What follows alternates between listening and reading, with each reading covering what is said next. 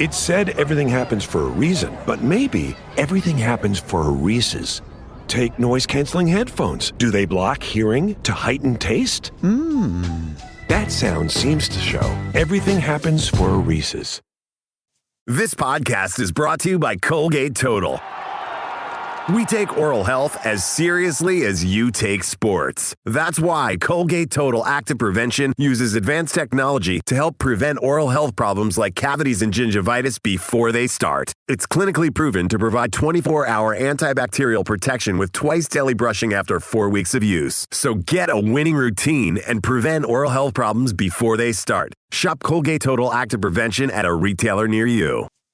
Triple shot half calf oat milk 2 pumps extra foam. Your coffee order might be getting a little complicated. Your toothpaste doesn't have to be. Arm & Hammer baking soda toothpaste keeps it simple with a powerful ingredient that works hard for you. Baking soda. That's why it's the #1 dentist recommended baking soda toothpaste. As you brush, the baking soda particles dissolve to help break down plaque and stains for a whiter smile. So your teeth can feel clean, look bright, and make brushing a no-brainer. Try Arm & Hammer toothpaste. Simple, powerful, clean. It's just life, man. This sport can humble you so fast. It can shoot you to the moon, and it can bury you, man. I know that you don't probably care that much about it right now. I mean, you have so many records at this point that this is like kind of like just another one. But at the end of the day, it's just another thing that cements you as one of the best players ever to play in the NFL. That's the last thing that I care about right now. I know. The only record I get is that he like kept going on the field. He's out there again.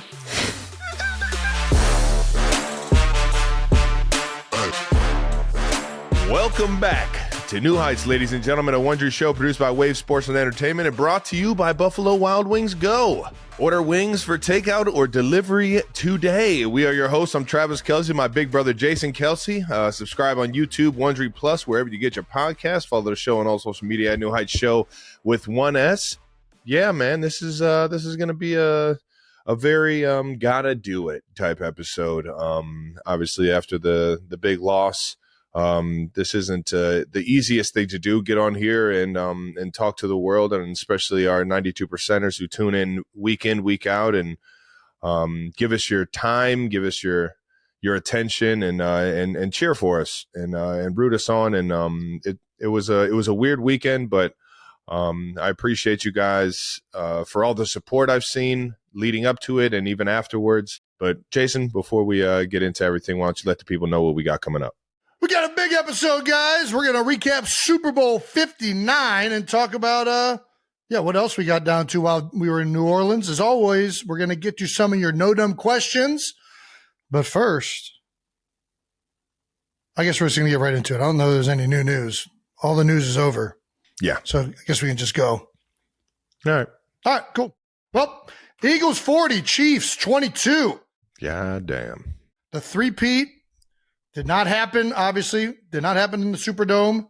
Eagles ended up getting it done. Nick Sirianni, Jalen Hurts, Trav. I think people have been waiting to hear from you since the game Sunday. Yeah. What do you want to say? I don't know. Where do you want to start?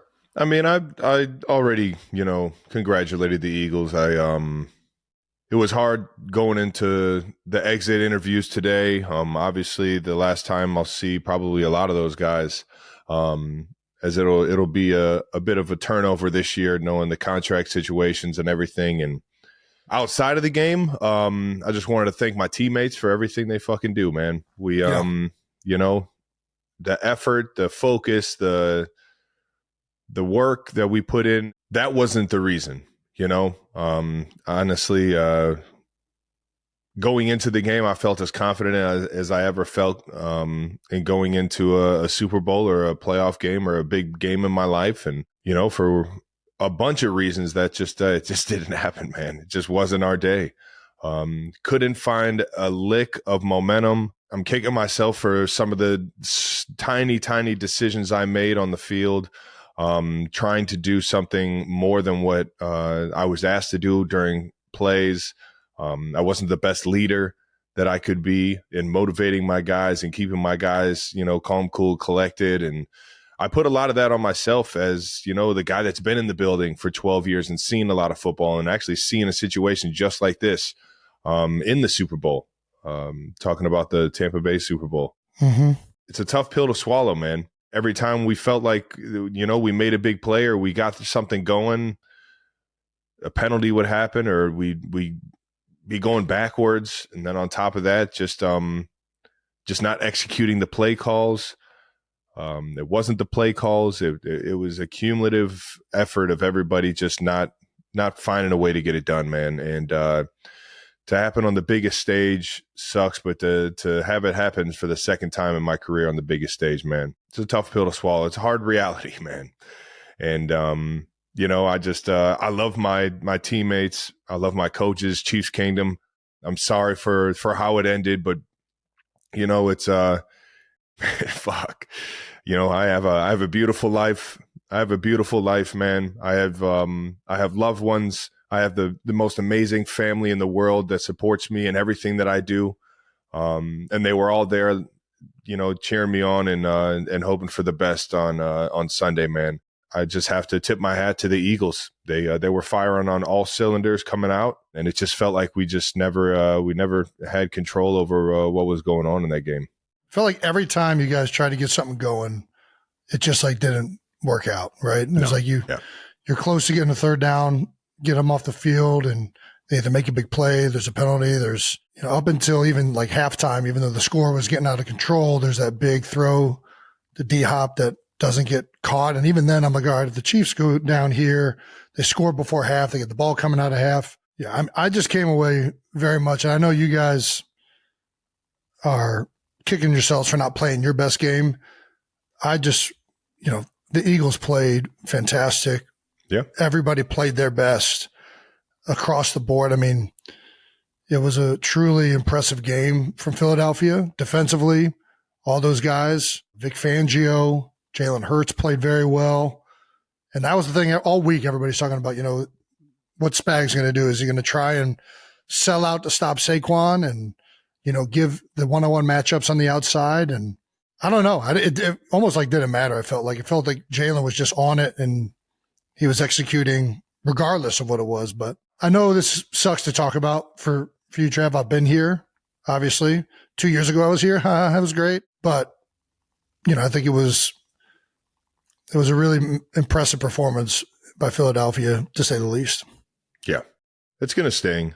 I know everybody wants to know whether or not I'm playing next year. And right now I'm just kicking everything down the road. I'm kicking every can I can down the road, and I'm not making any crazy decisions. But right now, the biggest thing is just being there for my teammates and being there for my coaches, understanding, that there's a lot that goes into this thing. I've been fortunate over the past 5-6 years. I've played more football than anybody. Yeah. And it's because the people that are in that building and the fact that we keep going to these AFC championships and these Super Bowls. And that means I'm playing an extra 3 games more than everybody else in the entire league. And that's a lot of wear and tear on your body. And it's a lot of time spent in the building, focusing on your craft, focusing on the task at hand, every challenge that you set up for yourself. And it's, that process can be grueling. It can weigh on you. It can make you better, and it can drive you crazy at the same time. And right now it's one of those things where it was kind of driving me crazy this year. And I think that, it happens as you kind of tail off, towards the back nine of your career, as SVP would say, is, it's as you see yourself or not feel yourself have the success that you once used to have, man, it's a tough pill to swallow. And then on top of that, to not be there in the biggest moments, knowing your team's counting on you, man.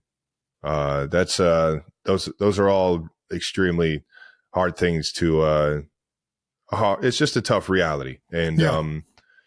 I think I'm going to take some time to figure it out. And I think I owe it to my teammates that if I do come back, that it's going to be something that it's a wholehearted decision. I'm not half-assing it, and I'm fully here for them. And I think I could play. It's just whether or not I'm motivated or it's the best decision for me as a man, as a human, as a person to take on all that responsibility. You're preaching to the choir, brother. It sucks when you get to this point in the career where it becomes harder and harder to do it. And I think there's a physicality that becomes more difficult to manage. There's a mental approach that becomes more difficult to manage because a lot of times it's stocked on top of the physical discomfort and things that are happening.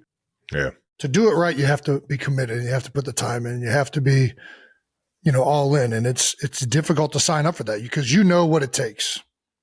You've been here 3 years in a row. You've been to this game multiple times. You've had an amazing amount of success.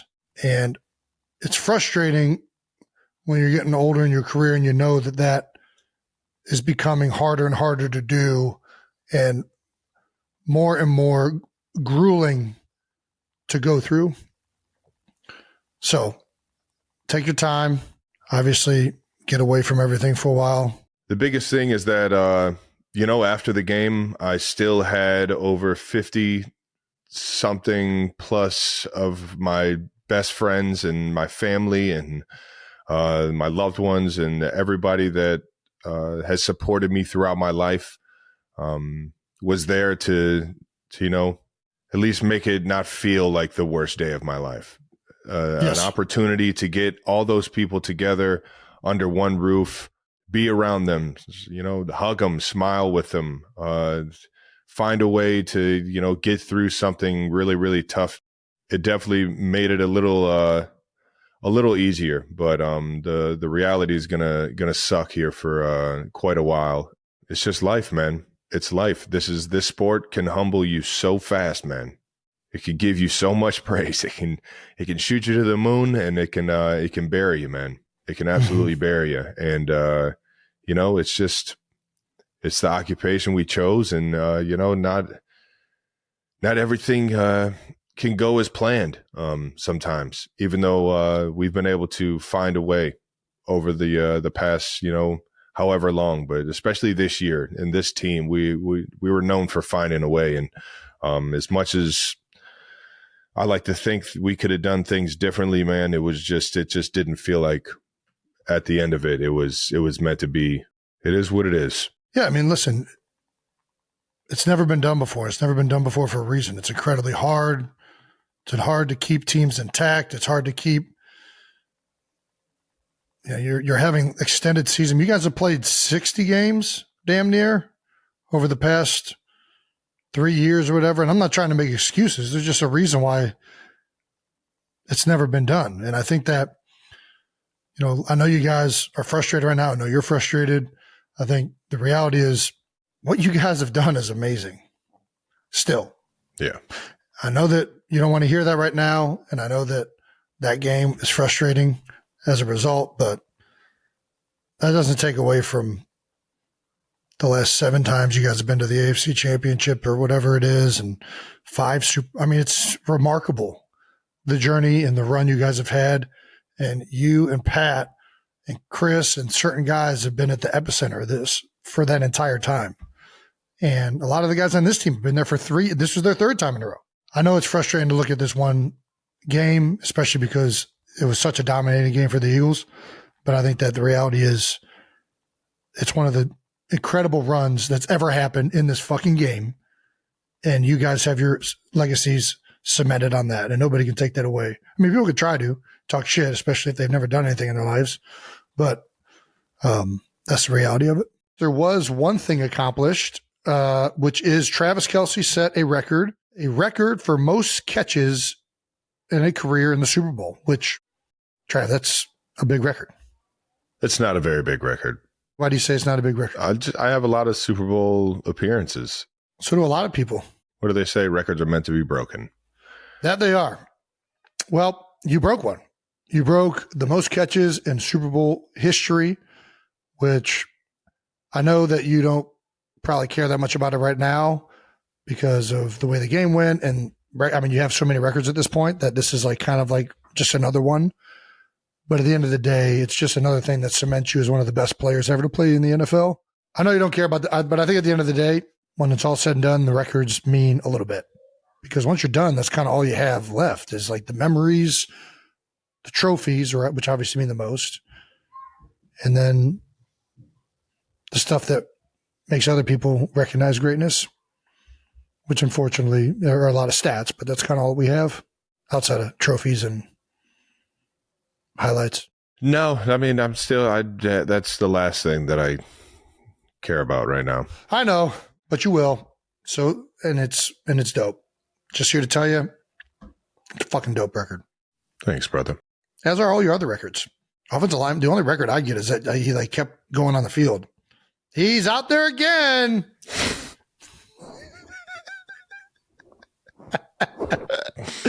Look at him go. This guy really won't take a break. He's headed out to the field for another consecutive week. How'd he do? No one knows. Just counts as a game played. He only played the first drive. I know he had 4 bad snaps. Yeah, exactly. Yeah. There we go. I feel for you because losing a Super Bowl sucks. I mean, I don't wish that on anybody. I talked all week. No matter who won or lost, I feel like I was going to be feeling shitty and feeling more with the team that lost. Yeah. Because I know what that feels like, and it's fucking terrible. What was it like for you watching this one?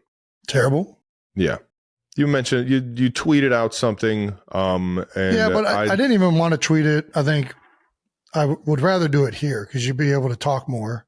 Yeah. But it doesn't matter what happens. Whatever you say is going to get clipped or touched and put out. It sucks. I knew it was going to be weird going into it. It progressively got weirder as the week went on.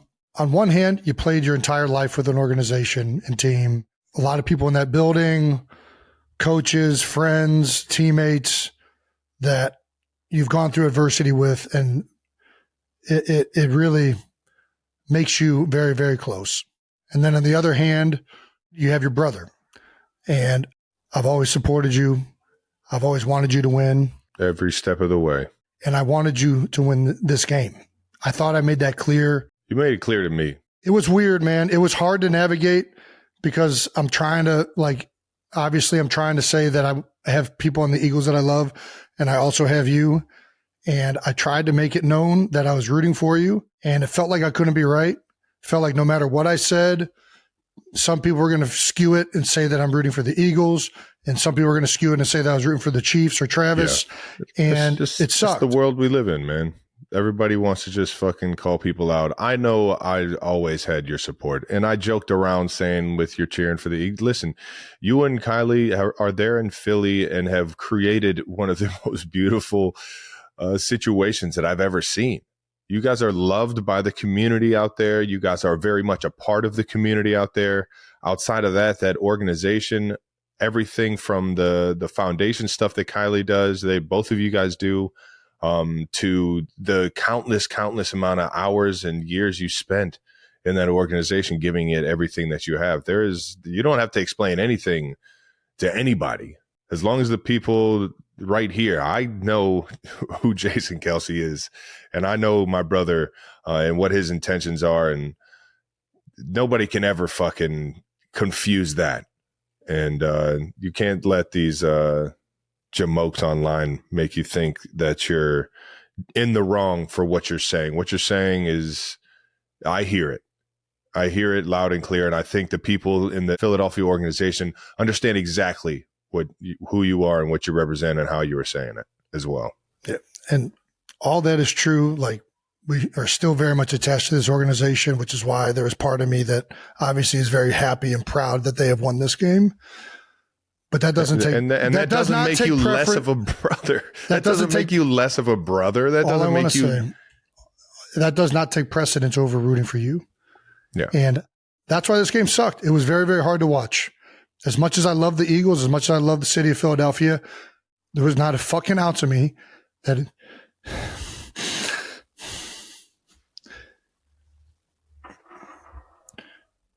And I know that, I don't know. I tried to correlate that I was rooting for both sides the whole time, and that I was going to be happy and sad regardless. That's what I heard. No matter who won, it was going to be a happy and sad regardless. And trying to communicate why I might be rooting for the Eagles, I think some people. I don't even want to do this. I don't even know, because now we've already done it. Fuck them. You don't owe any of these dickheads the acknowledgement. You really don't, Jason. Everyone that knows you knows your intentions. Anybody saying anything otherwise is, like you said, just a fucking Just trying to get a rise out of somebody else. It was the weirdest game ever watching. Because the only other time you don't care about the outcome is when you're not really attached to either of the teams. And in that case, there's not a lot of emotion put into it. Yeah. Like, I still remember, like, the first play, the A.J. Brown penalty. I remember this, like, wealth of, like I jumped up out of my seat. That wasn't a penalty. Like, I jumped up out of my seat on that one. Then I jumped up out of my seat on the Nick Bolton hitting Dallas Goedert, because I thought that was a horseshit call. And I'm going back and forth. It ended up just not being a fun game to be a part of or watch, because at all times I'm just like, I don't know. I don't even know what I want to say, man. I really don't. Because no matter what, it's going to piss somebody off.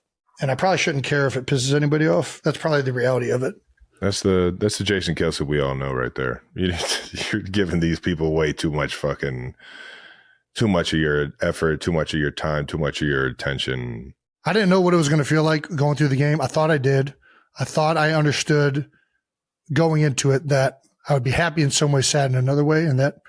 But like, the further the game went on, I just got more and more like upset. And like, part of that is like, I'm in a box with all of our family and loved ones and friends. We're all just like, dude, this sucks for Trav. This sucks for his team. And I don't know. Like, I didn't anticipate the amount of just like sheer discomfort and frustration that I would have watching the game. I thought I would kind of just be like, like, I like both of these teams. Whoever wins, may the best team win. And it just didn't turn into that. It didn't. Yeah. And I don't know if it would have been reversed, if it would have been the same way. I don't think it would have. If it was an actual fucking game. That shit was just. Well, that would have that might have made it better. Yeah. I think the fact that it was that kind of like lopsided was like, man, this is fucking just like hard, to be honest with you. Yeah. Listen, man, nobody's going to be able to relate to what you or me or, even Kylie. Nobody can relate to what it's like to have to pick between those two, like this type of situation. Nobody knows what it's like. That was my whole thing. I wasn't trying to pick. Exactly.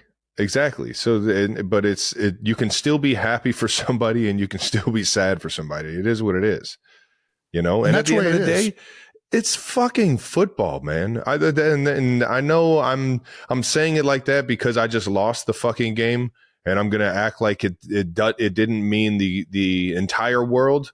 But it's my third. It's my third in 3 years. I've had so much success playing this game. It still means the world, and it always will. And this one's gonna fucking hurt just like fucking Tampa did. And I think about that way too often. But this game is just, it's just our jobs. My life is still beautiful. I come home to an amazing household of family and friends that absolutely love me. And that's the beauty of, going through a hard time like this, is that, I can still have happiness and still have an amazing time in life. Even when something like this happens, because I got the support that I do. And that's how I'm going to feel about it. I'm definitely compartmentalizing and putting this in the back corner, and I'll deal with this at another time. But, I'm not going to sit here and act like the world's over because of this thing. And yeah, I would not expect you to. Yeah. I just don't know how to articulate that. I'm happy for some of the Eagles, but at the same time, I was miserable during the game watching you not achieve your success again. Yeah. That's the reality of it. Like, I didn't enjoy any part of that. It fucking sucked. And like, it felt weird for me not to be cheering. That's what it felt like. It felt like, why the fuck am I not as excited? And I think it was just a fucked up emotion. And it's really incredible that the Eagles pulled this off. It's been incredible from last year's ending and the way this team has rebounded, the way they've been rebuilt from 2022 and before that. It's a tip of the cap for Howie Roseman. There are so many new players on the defensive side of the ball, and all of these young guys ended up panning out and have played at a high level between Cooper DeJean, Quinyon Mitchell, Zach Bond, Milton Williams, Jalen Carter, Jordan Davis on the defensive line, Nolan Smith, Vic Fangio, and all the coaches on the defensive side of the ball. It didn't start great. I mean, they started 2-2, coming off of a year where they finished 7-8. And the way they stuck together, the way they got better, the way they continued to improve, and how they finished the season has been spectacular on that side of the ball. Obviously, getting Saquon was huge offensively. Getting rid of the undersized center, Jason Kelsey, and putting in Cam Jurgens. Getting Mekhi Becton in at right guard. I just think everything was fantastic, and how they continued to block out noise, questioning Nick Sirianni and his ability as a head coach, questioning Jalen Hurts, questioning everybody. And these guys really stuck it together and found a way to fucking do it. And it's hard. It is so hard to get all the way to the Super Bowl and win in this league. I just think this is such a huge moment for all of these guys that came up short 2 years ago that were there, and how they built this thing in the 2 years since. And it makes being a former Eagle extremely proud. And I think the entire city obviously means a lot. Do you want me to cut all that, Travis? You look like you're just No, it's your dude. You're allowed to have your world, your legacy, your word. You're allowed to have that. You can be happy for your former teammates. Don't let what happened to me, make you feel any less proud of what you've helped build. I didn't help build shit. They did this on their, I'm not a part of this. Yes, you did. I hear you. You like to think that, Jason. I think that you've shown a lot of people in that building how to be a professional, how to do things the right way. So I can sit here and say that you definitely had a piece of that. I know you weren't in that building doing everything, but I've heard guys like Jordan Mailata talk about you. I've heard guys like Jalen Hurts talk about you. I've heard Lane Johnson talk about you. And what you've been to their career. So you can say that it's, you had nothing to do with it, but bits and pieces of who you are still living and breathing in that facility for sure. Well, shout out to Philadelphia. If anybody wants to drink a garage beer, the limes are a nice Kelly green-ish. Should we not do that? I got a garage beer hat on. I've had 3 cases since the game.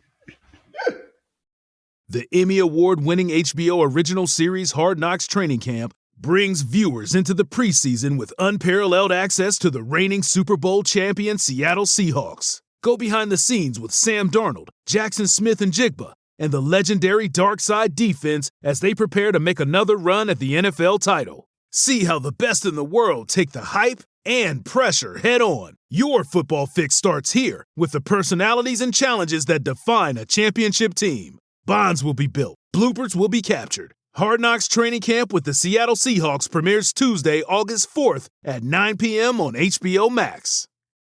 That does it for the recap. Because now we're getting into Out of the House. Out of the House, brought to you by American Express. Jason, how was it being down in New Orleans all week? Was it as tasty and as fun as you remember it being? Dude, first of all, I don't remember a lot from college. I feel like when you're playing in a game, you don't really get to experience the cities. You know this. You guys were there for the whole week, but you're practicing and your schedule is so laid out. You have maybe 2 to 3 hours of the day that you could go do something. Yeah. And when you get that time, you're usually not spending it going out. You're like, all right, I'm going to take this time to do nothing. This was the first time being in New Orleans where I really got to experience the city, because every other time I've been there, it's been for football. And I got to say, I fucking love that city, man. It was an awesome host city. Las Vegas was great. It really was. And it was the perfect infrastructure set up to host a Super Bowl. New Orleans, the perfect vibe, food, mentality, culture. I mean, it was just unreal. The issue was the infrastructure is awful. There was going from place to place was a train wreck. And then at night, for some reason, they have this ordinance that whenever the train's coming through town, it has to blow its horn every time it's going to a crosswalk. So you're just hearing a fucking train horn constantly in the middle of the night, which is annoying as fuck. But outside of that, it was fantastic. It was really good. Beignets. Yeah, I was about to say, you get some more beignets, some more gumbo, or what? I went to Cafe Du Monde, like the original one, which not even just the beignets, it's the whole vibe of it. It's got like the little hats and the get up, and you're outside, and it's just it's a dope vibe. You ever been to Keys? No. I don't even know what the rest of it is. It's like Keys fried chicken, I think. So I went to get my palm read. And we were talking, we had like all these trendy spots that we were going to hit up after that. And after the palm reading, they're like, oh, we were trying to like where we're going to go to eat. And the guy's like, hey, if you want the local experience, you got to go to Keys. I was like, Keys? Like, yeah, it's a gas station that serves fried chicken. I was like, yeah, that's right up Jason Kelsey's alley. So we went over to this place, bro. It was similar, not similar, but like, again, the best barbecue spot, my favorite barbecue spot in Kansas City, is Joe's. Like, there's something about food being served at a gas station that just is like, yeah, I'm going to check this out. If it's got if food at a gas station has some word of the mouth going about it, you know that shit's good. So we pull up to this spot, Keys. It's got po' boys, fried chicken. I get up there, and this is what I'm made like, Sheetz and Quick Trip like the staples seriously, that they are in this world. No doubt. And I get up there, and I'm like, all right, let me get some dark meat. And the guy's like, get the white meat. And I was like, dude, white, it's too dry. I don't like white meat. He's like, hey, this white meat ain't dry. So I got a chicken breast. First bite into that chicken breast, dog. Dry as shit. Nothing dry about it. That shit was so fucking good. It was the perfect amount of spice where it's not overwhelmingly spicy in that first bite, but the more you eat, it just like starts engulfing you. Yeah. It gets you going. But I got the fried chicken. I got a hot sausage po' boy, which was phenomenal. I tried a pineapple soda, Big Shot, which I guess is specific to New Orleans. It was like a pineapple creamsicle. It was so fucking good. Mm-hmm. So I was getting a bunch of like convenience store local spots. Some baked good that came in like a tray. I forget what that was called, but it was like a brownie. It was fucking real good.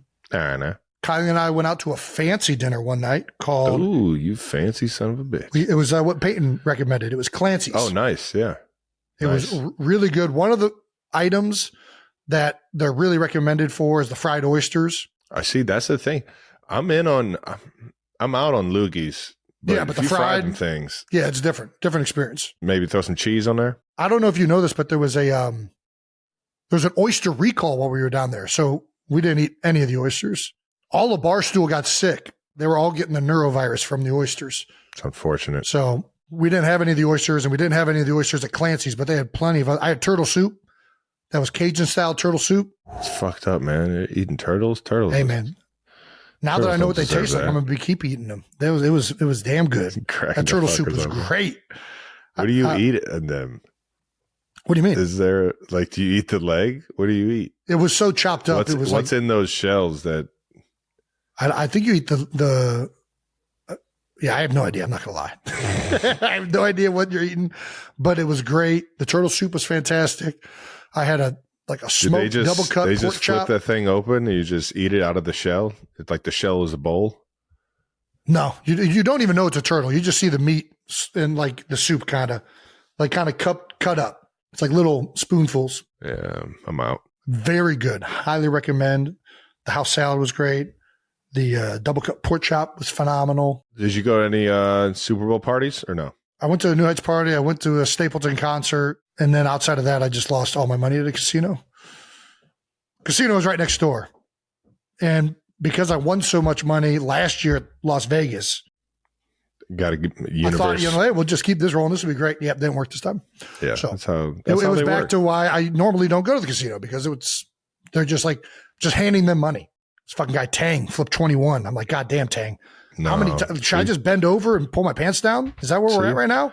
I like my odds. I don't like it because then I hate the dealer.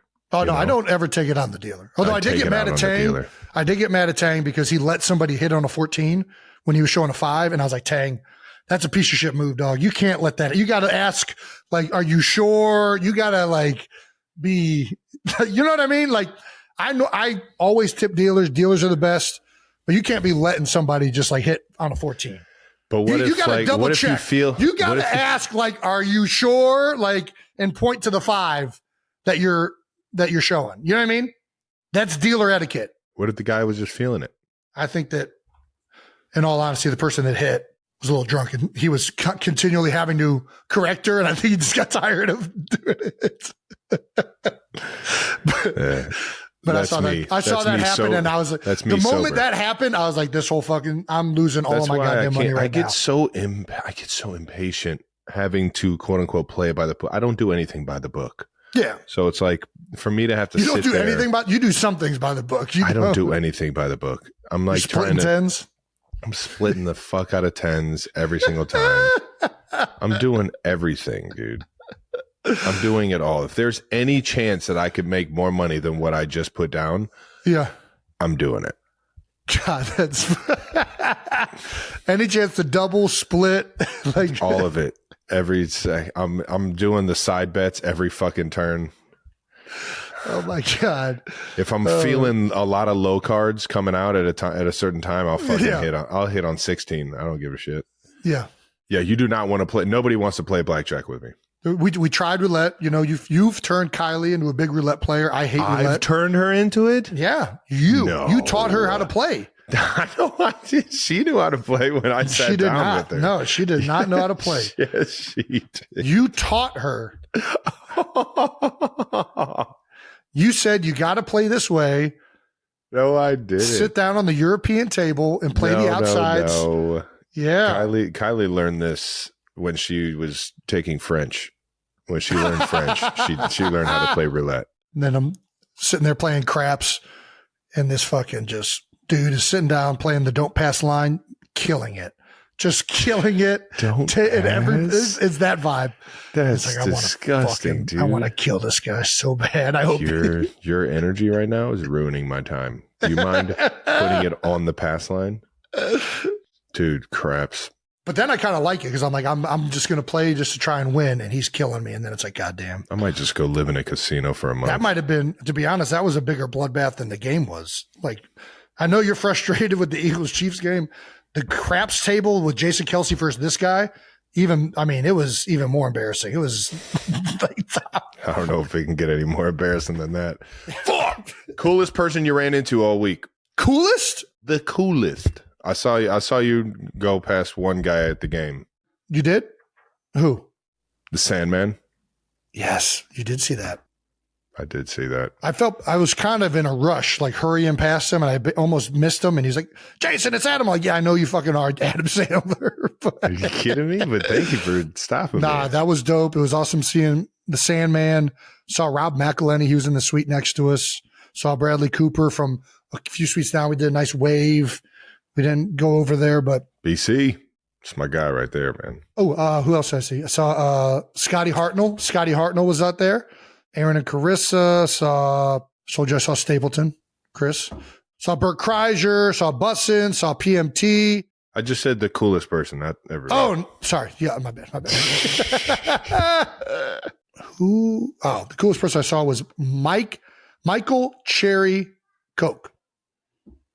He was, let me make sure I get his accolades right. So I went to a U.S. Naval Air Base down there. One of the guys, I met this guy from Philadelphia at Weaver's Orchard. We were picking apples with the girls one off season. And he's like, hey, if you're ever in New Orleans, you should stop by the military base. If you guys want to do the podcast there or do whatever, we'd love to have you. And dude, he invited me down. I got to see like a practice routine with a bunch of jets that went off. They were doing like tactical formations and stuff. Dude, it was insane. It was absolutely insane. Awesome. I got in a flight simulator. How'd you do? I mean, I was coming right off Bourbon Street, so not great. It was very wobbly flight with the joystick. But dude, very disorienting too. Like, whoa! He did not let me land it. He was like, there's no way you're going to be able to land this. So we're just going to move this, keep this thing moving. What else? Damn, I got to get down there. Dude, it was so sick. Honestly, it would be great to go back and do a podcast there because those dudes were awesome.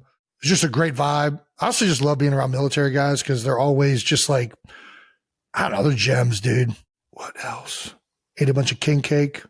Went to the oldest bar running continuously in New Orleans. It was like something blacksmith.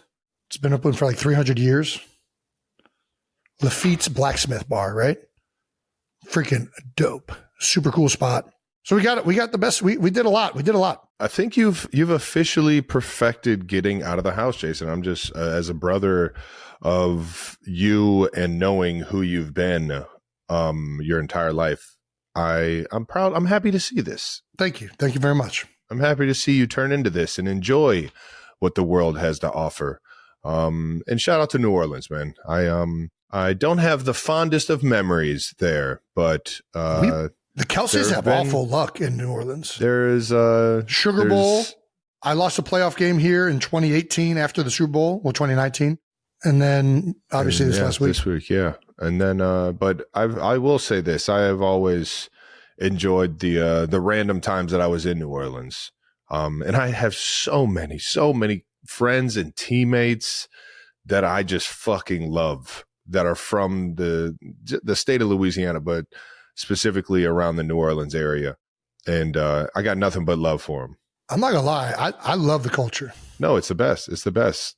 Going down there for a few bachelor parties in my day and enjoying the music and bar scenes. And it is a really, really cool place. But for whatever reason, me and football does not thrive there.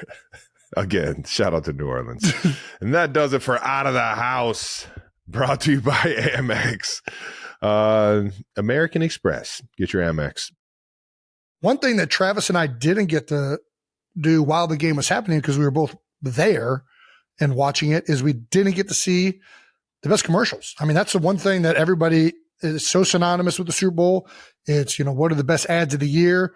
And there was one that we wanted to highlight, but there was a Nike ad. It's the first Super Bowl ad in 27 years and featured a load of female athletes, including, one of the biggest episodes we've ever done, and Caitlin Clark. I love Nike commercials. I've been a huge fan of Caitlin Clark since she's been in college.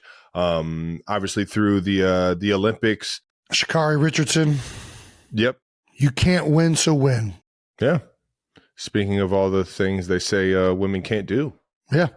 If there's one thing I can firmly get on board with, is telling a bunch of people who think you can't do something to shove it. I'm all on board with that. That's a great message by Nike. I'm with that as well. With some incredible athletes. A bunch of familiar faces, yeah. Gold medal winners, freaking champions. Nike, thank you for such a powerful message on the biggest stage. Obviously everybody watches those Super Bowl commercials to see what messages are sent, and Nike's sending one of the best ones of this year. So, and shout out to Caitlin. Killing it. Getting in a dope-ass Nike commercial, man. Gosh. Gotta love it. That's another thing that's nostalgic. Being like the face of Nike. Yeah. Right? And it also Jordan, being Nike's. Well, Jordan was the face of Jordan, I guess, but Tiger. I mean, he was originally the face of Nike. Right? So you got Jordan, you got Tiger, LeBron. There's somebody in between those, but. I mean, Griffey. Kobe. Wayne Gretzky. Shout out to Nike for jumping in on the Super Bowl commercials, coming with one that actually had a very, very meaningful message to it, to all the young women athletes out there. Yeah, absolutely. I'll always be Team Nike. All righty. Time for No Dumb Questions. No Dumb Questions is brought to you by Marvel Studios. Captain America, Brave New World. How about that? How about it? Got superhero movies we're doing ad reads for now. All right. Mr. J Danger at Mr. Danger 1. I actually saw this tweet and thought it was hilarious as a No Dumb Question. So, if you had, so this was in response to the statement I released saying that I love and care about you more than anyone else, more than anyone. Yeah. Right. And this question, this was a prompt underneath that, a response of basically saying that it's ridiculous that I would say that I love you more than Kylie and the girls, which I love you the same, but we're going to read this question. I don't love anybody more. I love you the same. It's the fact that you think I give a fuck about this is so funny. I know you're. We're going to read this question. Go ahead. If you had to push Travis or your wife over a cliff, who would you choose? You must choose one. Don't skirt the question, Jason. You said you love no one more than Travis. Who are you? Or so are you pushing your wife over? Here's my answer, and tell me if I'm correct. Should I answer first, or do you want to answer first? This question is for you. Okay. I'm pushing Travis over because he would tell me to push him over the cliff. 100%. Bam, baby. Don't you fucking push Kylie off of the fucking cliff. Are you kidding me? I'll be just fine. All right. I'll tuck and roll. All I'll right. fucking hit the ground and fucking roll out of that fucking thing. I'll find a way out of this. I'll flank away to safety. I don't know how the fuck I'll do it. I'll fucking sprawl out like a flying squirrel or some shit. I'll be fine. I'll figure some shit out. But Chris Farley in American Heroes, is that the movie? Dude, oh my God. No, that's a deep cut right there. I love that fucking scene. Is that what that movie? I think it was American Heroes, right? Yeah. Or something like that. Some Heroes. I think it was American Heroes. Yeah, they were fucking. Dog. They were racing fucking Lewis and Clark to the west. Yeah. That's funny. Should we keep reimagining this question? No, I think you answered it. You all right. If you had to push me or mom over a cliff, who would you choose? You must choose one. Don't skirt the question. Don't skirt the question, Travis. Mom's like 70. You have kids that need to be raised. God damn it. Don't skirt the question, Travis. You got to choose one.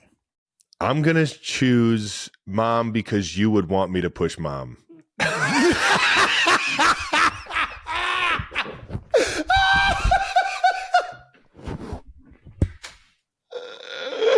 Oh my God. Oh man. I think I wouldn't push either of you. I'd jump off. When I first read this question, I thought the exact same thing. Like I'd just jump off of the cliff. No, but I don't think it works like that. In this hypothetical, it doesn't. You can't. I think the answer, dude, you got to push me. This is the code of being a man. When the lifeboats are getting loaded, the women and children go first. Yeah, touche. You got to push me. Yep. But I think mom would jump off. That's what I think. She's not on here to vouch, but I know that if it was me versus any of my siblings, I'm jumping off the fucking cliff. You don't even got to push me. Well, unless that's not allowed, then I'll tell you to push me. Nice. I'll give you the nod. And if you're not allowed to say it, I'll just go like this. For future reference, if we're ever in this scenario, just a little, and we're not allowed to, we're taped. Speak. If I just go like this, push me. Like right off the cliff. You're fucking hilarious. Nice. Just in case we ever get caught in that. Just in case we ever get caught in this ridiculous hypothetical situation, push me. Thank you, Mr. J Danger. Thank you for using X responsibly.